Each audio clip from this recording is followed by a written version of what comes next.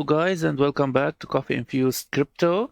This is part 2 of the RSI indicator or the relative strength indicator. If you haven't watched part 1, I recommend to start with that one, which will pop up right here in the top corner. And today in part 2, as we said, that we're gonna discuss the divergences. So let's recap. The relative strength index is a momentum indicator.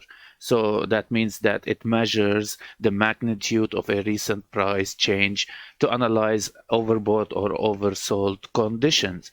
As the divergence is simply when the momentum disagrees with the price action, and this is definitely the most important part of the RSI, because many successful traders do trade on divergences. So I've got you a small cheat chart from a good the bird nest. They're good in displaying those. So this cheat chart, so thanks to them, this cheat chart you will keep as a reference, and we will discuss the different types of divergences, and I've spotted a couple that we can discuss on different time frames. So stick around guys, let's discuss everything you need to know about after understanding how to set up the RSI, as we discussed in part 1, and what to look for.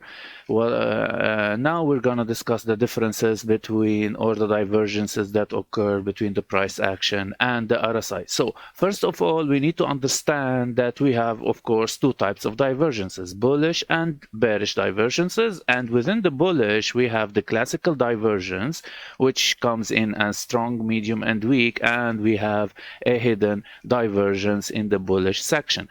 And in the bearish section as well, we have a strong, medium, weak, and hidden divergence as well. So to take an example here, the way to see this is we always look at the price action. So this would be a good series of price actions followed by divergences. So we're gonna keep this chart sheet here and analyze how the price worked in divergence. If you notice here, if you want to consider first, let's consider the RSI as a general and the price action as the troops. So this will help you understand more. Or we can consider that the RSI is a momentum, a motor, and the price action is the vehicle. So we will always want the momentum higher to expect higher results. So what happened here is, if we notice that the troops or the army was, having lower lows, being defeated, if you see the trend here,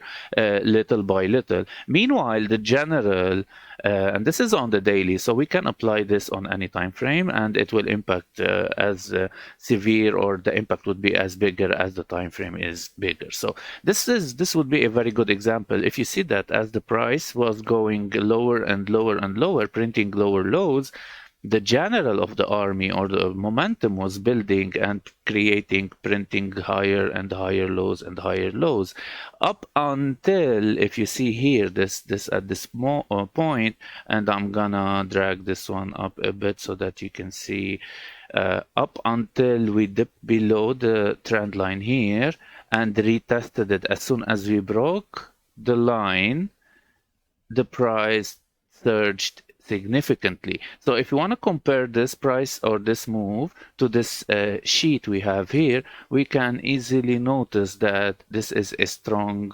divergence as the price creates lower lows, okay, and RSI starts to create higher lows. Then this is a strong bullish divergence, which would eventually take us, or has a higher probability of taking us in a higher direction. Let's take another example. Straight after that, after we had this significant push to the upside, and that was a good trade if someone traded that based on divergences, the price started creating higher highs, and the RSI, if you notice, is creating lower highs. So if we go back to the chart, higher highs on the price action, lower highs on the RSI, that's a strong bearish divergence. And if you can see, the price dropped significantly afterwards. So that's a very good consecutive example on the Bitcoin chart, on the daily, for the bullish bullish divergence and the bearish divergence consecutively.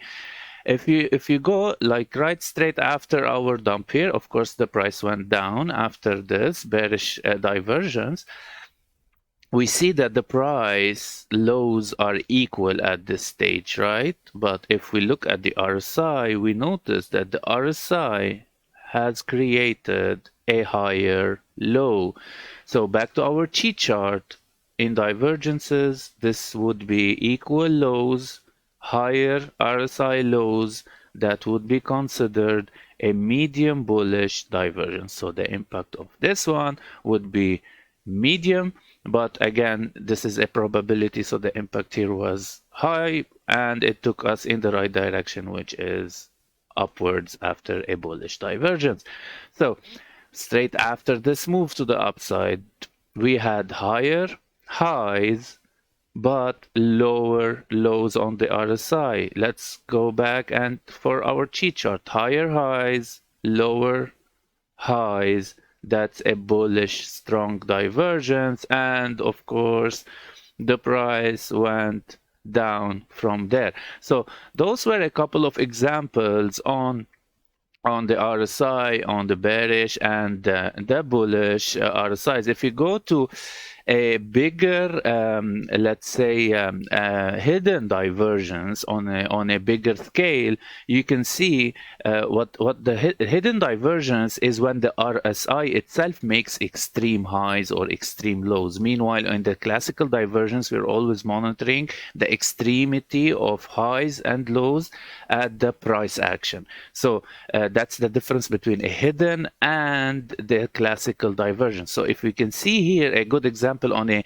hidden divergence, the price was creating from this in this section, from this area all the way to this, a higher low, right? Meanwhile, the RSI was creating an extreme lower low. So let's go here, higher low, extreme, lower low on the RSI. So this is a divergence, of course, and it's a bullish hidden divergence because the extremity is on the RSI, and that is recent times, and that, yeah, I mean, look at this, that pushed us all the way up to our current position. So RSIs can take quite a while, and you can practice spotting them on, and that's how you look for divergences. I mean, just staring at the RSI earlier, looking for the oversold and overbought territories and trying to trade those.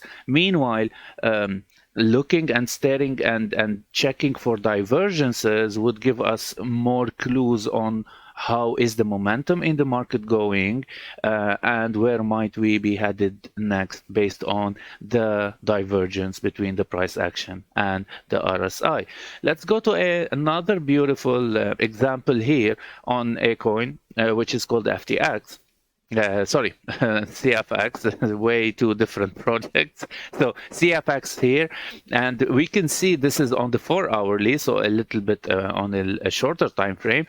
And if you can see here, the price was creating significant higher highs. I mean, this push from here all the way to here was like 159% in a matter of a couple of 1 day or 2 days. So as the push was going higher and higher, we noticed that the top of the RSI, or the max, the top of the RSI was at this level. So when we reached that level, RSI was creating lower highs and lower highs. So the momentum of this push was winding down. And going back to our Chi chart, when the price is creating higher highs and the momentum is creating lower lows, and this is one big divergence because the angles are wide, yeah, we were prone to having all this, downward moving action after, yes, guys, you got it right, after we lost the moment. And this gave us clues and indications that we are prone to some relief. So, again, in the middle of our downs descendants in the channel, the price here created lower highs as well.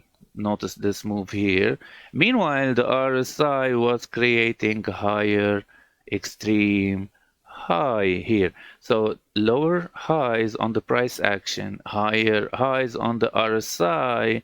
That's a hidden bearish divergence example. And bearish means we're trend continuation to the downside. So bearish and bullish hidden divergences usually occur around the middle, above and before and below the 50. So we were looking at the RSI to identify them based on the extremities of the oscillator itself. So this is one good example of a bearish hidden divergence, which indicated that we will be going lower, and that's exactly what happened until definitely we broke this channel. So let's go and take this to the recent Bitcoin move and try to understand what happened recently. So again, if we look from yesterday's push on Bitcoin, which is a very beautiful push, of course, we were creating higher highs and like severe higher highs on the hourly. This is like even lower time frame. We noticed that those higher highs were met by lower highs on the RSI. So, the curvature here is winding down. The general is getting a bit tired as the troops are accelerating into the battlefield. And then they woke up here to find that their general fell asleep. And guess what, guys? Yes, this is again a bearish, strong, classical divergence, and it led us to a correction in the short term on the hourly. So that's exactly how you start, or you need to start looking at RSIs and the RSI oscillator, how to setting it up, and how the divergences work between the price action and the RSI. Anyways, guys, this would be everything related to the relative strength index. If you have any questions, please put them in the comments below. I will check that out. If you find this content helpful, please do subscribe, thumbs up, and share it to everyone who